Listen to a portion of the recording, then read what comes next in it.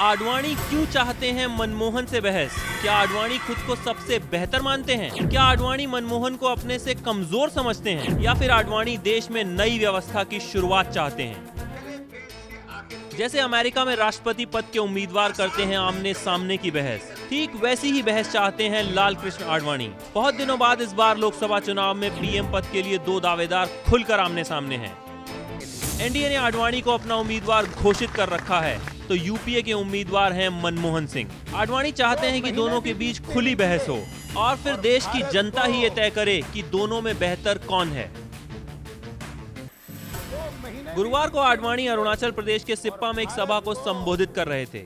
आडवाणी ने पीएम को ललकारते हुए कहा कि वो खुली बहस के लिए तैयार हैं और जब कांग्रेस ने पीएम पद के लिए मनमोहन को अपना उम्मीदवार घोषित कर ही दिया है तो फिर उन्हें भी बहस के लिए तैयार होना चाहिए।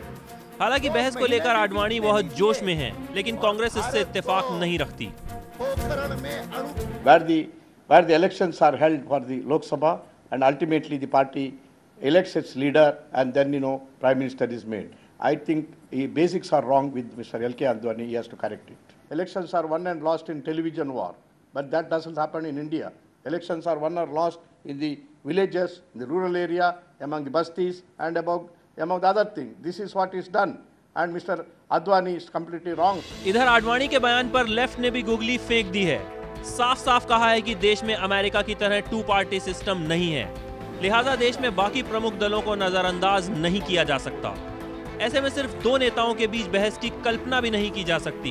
बहरहाल दोनों नेताओं के बीच बहस हो या न हो, लेकिन आडवाणी ने बहस की बात छेड़कर एक नई बहस जरूर शुरू कर दी है। वैसे आप जरूर जानना चाह रहे होंगे कि आखिरकार आडवाणी मनमोहन से कैसी बहस चाहते हैं, तो हम आपको बता दें कि अमेरिका में राष्ट्रपति चुनाव के लिए 2 उम्मीदवारों के बीच जिस तरह की बहस होती है, आडवाणी वैसी ही बहस चाहते हैं।